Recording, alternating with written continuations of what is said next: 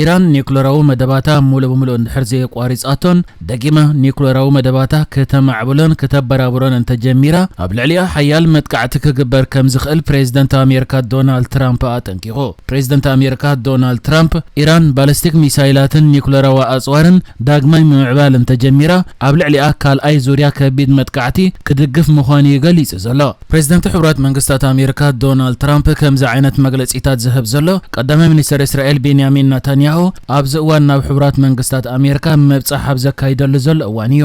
ዶናልድ ትራምፕ ኣብቲ ምስ ቀዳማይ ሚኒስትር እስራኤል ቤንያሚን ኔታንያሁ ዝተራኸበሉ ህሞት ድማ ብዛዕባ ሓማስ ኢራን ከምኡ ድማ ዝተፈላለየ ፀጥታዊ ጉዳያት ከም ዘተዩ ተገሊጹ ዝርከብ። ኣብቲ ዝነበረ ርክብ ከዓ ፕሬዝደንት ኣሜሪካ ዶናልድ ትራምፕ ኣብ ጎኒ ቀዳማይ ሚኒስትር እስራኤል ቤንያሚን ኔታንያሁ ኮይኑ ኣብ ዝሃቦ መግለጺ ኢራን ካብቲ ኣቐዲሙ ኒኩሌራዊ ኣጽዋር ንምህናጽ ዕላማ ትገብረሉ ዝነበረት ቦታታት ወጻኢ ካልእ ቦታታት ተጥቀም ከም ዘላ እንተተረኺባ ኣሜሪካ ተወሳኺ መጥቃዕቲ ክትገብር ምዃና እዩ ኣጠንቂቑ ዘሎ።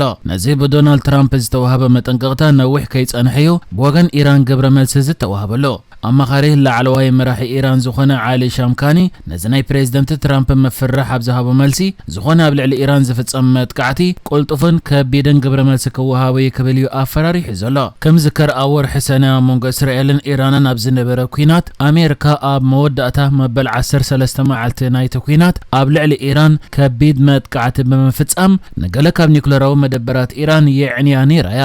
ኣብቲ እዋን እቲ ዶናልድ ትራምፕ ኒኩሌራዊ ትካላት ኢራን ሙሉ ዓኒ ኢሉ ገሊጹ እኳ እንተነበረ ኢራን ግን ኒኩሌራዊ ፕሮግራማ ሙሉ በሙሉ ከም ዘይዓነወ እያ ትገልጽ። ሕጂ ከዓ ትራምፕ ዳግማይ ክሃንጹ ዘይፈትኑ ክኾኑ ተስፋ ይገብር። እንተደኣ ኮይኖም ግን ካብ ምፍራስ ሓሊፍና ካልእ ኣማራጺ የብልናን ኢሉ ኣሎ። ንሱ ወሲኹ ኢራን ብጀካቲ ዝሃረምናዮ ቦታታት ናይ ኣጽዋራ ካልእ ቦታታት ክትጥቀም ትፍትን ከም ዘላ ዝሕብር ሓበሬታ ንቕበል ኣለና ኢና ኢሉ ድሕሪ ምግላጽ ኢራን ነዚ እንድሕሪ ፈጺማቶ ደጊማ ክትጥቃዕ ከም እትኽእል እዩ ኣፈራሪሑ ዝርከብ።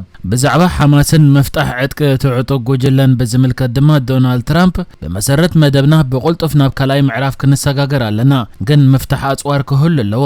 ነዚ ምትግባር ድማ ሓማስ ከምቲ ዝተሰማምዑሉ ዕጥቆም ክፈትሑ ኣለዎም። እንተዘይኮይኑ ግን ከቢድ መቕጻዕቲ ክገጥሞም ይክብል እውን ዶናልድ ትራምፕ ንሓማስ ኣፈራሪሑ ኣሎ።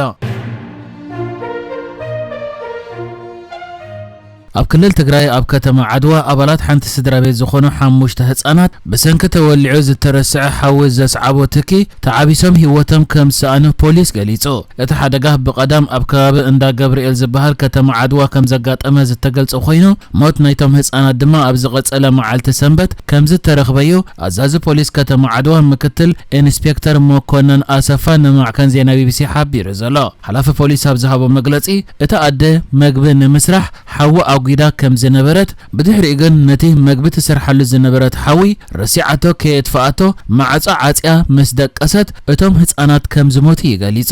ንጽባሒቱ ስድራ ቤትን ጎረቤትን ማዕጾ ምስ ከፈቱ 3 ኣዋልድን 2 ኣወዳትን ካብ 3 ክሳብ 14 ዓመት ዝዕድሚኦም ህይወቶም ስኢኖም ክርከቡ ከለዉ እቲ ኣደ ድማ ሃልዋታ ኣጥፊኣን ከላ ከም ዝተረኽበት ግን ብህይወት ከም ዘላ ተገሊጹ። እቲ ሓላፊ ፖሊስ ኣብ ዝሃቦ መግለጺ በተወሳኺ እቶም በቲ ሓደጋ ህይወቶም ዝሰኣኑ ህጻናት ብድምር 5 ከም ዝኾኑ ካብዚኦም እቶም 3 ደቂ ነታ ሕጂ ኣብ ሕክምና ዘላ ኣደ ከም ዝኾኑ እቶም 2 ድማ ደቂ ሓፍቲ በዓልቲ ቤታ ምዃኑ እዩ ተገሊጹ ዘሎ።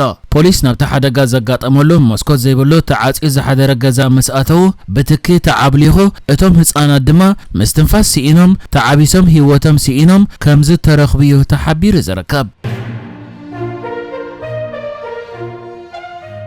እስራኤል ንሶማሊላንድ ከም ሃገር ኣፍልጦ ድሕሪ መሃባ ባይቶ ፀጥታ ውድብ ሕቡራት ሃገራት ኣብ ዝፀውዖ ህጹጽ ኣኼባ ኩለን ኣባላት ናይቲ ባይቶ ነቲ እስራኤል ዝወሰደቶ ውስጉምቲ ክቃወማን ከለዋ እታ መላፍንቲ እስራኤል ከምኡ ድማ ቀዋሚት ኣባል ባይቶ ፀጥታ ውድብ ሕቡራት ሃገራት ዝኾነት ሕቡራት መንግስታት ኣሜሪካ ግን እስራኤል ምስ ዝደለየቶ ዲፕሎማስያዊ ዝምድና ክትምስርት መሰላይ ብምባል ነቲ ውሳነ ከይደገፈት ከምኡ ድማ ከይተቃወመት እያ ሰቕታ ከም ዝመረጸት ተገሊጹ ዘሎ። ነዚ ብዝተፈላለየ ሃገራት ዝቐርብ ዘሎ ተቃውሞታት ኣመልኪቱ ድማ ሚኒስትር ወጻኢ ጉዳያት እስራኤል ጊደዎን ሳር ሂብዎ ኣብ ዘሎ መግለጺ ኣብ ልዕሊ እስራኤል ዝግበር ዘሎ ተቃውሞታት ምስልዩነት እዩ ድሕሪ ምባል ሶማሊላንድ ኣብ ዝሓለፈ ሒደት ዓመታት ኣይተፈጥረትን ክብል እዩ። ሶማሊላንድ ንልዕሊ 13 ዓመታት ርእሰ ኽኢላ ክትመሓደር ከም ጸንሐት ዝገለጸ እቲ ሚኒስትር ጉዳያት ወጻኢ እስራኤል ቀጺሉ ሃገሩ እስራኤል ንመን ኣፍልጦ ትህብ ምስ መን ዲፕሎማስያዊ ዝምድና ትምስረት ባዕላ ከም እትውስነ ብምግላጽ እቲ ዝወሃብ ዘሎ ተቃውሞታት ኣብ ልዕሊኣ ዝኾነ ጸቕጢ ከም ዘይገብር እዩ ሓቢሩ ዘሎ።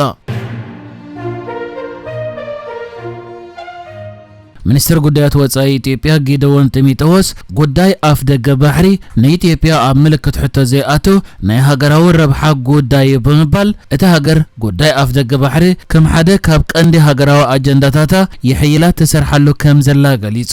እዚ ሚኒስትር ወጻኢ ጉዳያት ነዚ ዝገለጸ ንባይቶ ኢትዮጵያ ኣብ ዝሃቦ መግለጺ ኮይኑ ንሱ ኣብቲ ዝሃቦ መግለጺ ድማ ብዛዕባ ጉዳይ ኣፍ ደገ ባሕሪ ብዝምልከት ንዝቐረበ ሕቶ ኣብ ቀይሕ ባሕሪ ቀጥታዊ ኣፍ ደገ ምርካብ ንዓና ናይ ሃገራዊ ድሕነት ጉዳዩ ናይ ቆጠባና ህላወ ከምኡ ድማ ናይ መጻኢ ወለዶታትና ውሕስነት ይክብል እንከሎ ኢትዮጵያ ከዓ ኣብ ቀይሕ ባሕሪ ታሪኻዊ መሰልን ስትራቴጂካዊ ግዴታን ዘለዋ ክብል ተዛሪቦ።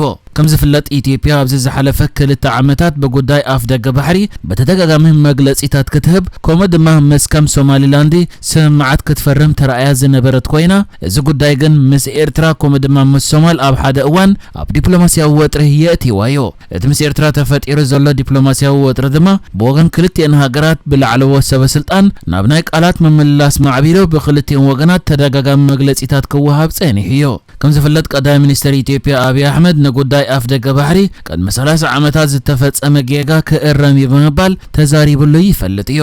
ሕጂ ከዓ ሚኒስትር ወጻኢ ጉዳያት እቲ ሃገር ጌደዎን ጢሞቴዎስ ጉዳይ ኣፍ ደገ ባሕሪ ኣብ ምልክት ሕቶ ዘይኣቱ ናይ ሃገራዊ ረብሓ ጉዳይ ክብል ተዛሪብሉ ኣሎ። ቱርኪ ሃንደበታዊ ኣብ መላእቲ ሃገር ኣብ ዝገበረቶ ብዙሕ ዘለዎ ፖሊስ ዘሳተፈ ስርሒት ኣብ ሓደ መዓልቲ ልዕሊ 350 ኣባላት ዳዓሽ ተባሂሎም ዝተጠርጠሩ ሰባት ኣብ ትሕቲ ቀይዲ ከም ዘእተወት ገሊጻ። ፖሊስ ቱርኪ ብደረጃ ሃገር ኣብ ዘካየደ ስርሒት ልዕሊ 350 ኣባላት ዳዓሽ ተባሂሎም ዝተጠርጠሩ ሰባት ኣብ ትሕቲ ቀይዲ ከም ዘእተወ ይገልጽ ዘሎ። ሚኒስትር ውሽጣዊ ጉዳያት ቱርኪ ዓሊ ያርካያን ሂብዎ ኣብ ዘሎ መግለጺ ኣብ 21 ኣውራጃታት ቱርኪ ብዝተዋደደ ተፍቲሽ 357 ጥርጡራት ኣብ ትሕቲ ቀይዲ ኣትዮም ኣለዉ ኢሉ። ካብዚኦም ኣብ ትሕቲ ቀይዲ ኣትዮም ዘለዉ ጥርጡራት እቶም ዝበዝሑ ኣብ ሰሜናዊ ምዕራብ ከተማ ያሎቫ ን8 ሰዓታት ኣብ ዝተኻየደ ኸበባ 3 ኣባላት ፖሊስን 6 ዕጡቃት ጥርጡራትን ድሕሪ ምቕታሎም ዝተተሓዝዮም። በቲ ፍጻመ ካልኦት 8 ኣባላት ፖሊስን ኣባላት ጸጥታን እውን ቆሲሎም ምህላዎም ተገሊጹ። ኣብ ቱርኪ ኣብ ዝሓለፈ ሰሙን እውን ኣብ በዓል ልደትን ሓድሽ ዓመትን ተኸተልቲ ምስልምና ንዘይኮኑ ሰባት ንምጥቃዕ መደብ ነይርዎም ብዝብል 115 ሰባት ኣብ ትሕቲ ቀይዲ ኣትዮም እዮም። ሕጂ ከዓ ቱርኪ በቲ ጌራቶ ዘላ ስርሒት ኣብ ርእሰ ከተማታ ሃገር አንቃራ ከምኡ ድማ ከተማ ኢስታንቡል ሓዊሱ ኣብ መላእቲ ሃገር ኣብ ዝርከባ ዓበይቲ ከተማታት እውን ብዝተኻየደ ስርሒት ብማይ ዝቑጸሩ ጥርጡራት ኣብ ትሕቲ ቀይዲ ከም ዝኣተዉ ተሓቢሩሎ። ንሕጂ ዝተዳለወ ዜናታት እዚ ነይሩ። ብካልእ ክሳብ ንራኸብ ሰላም ንዓኹም።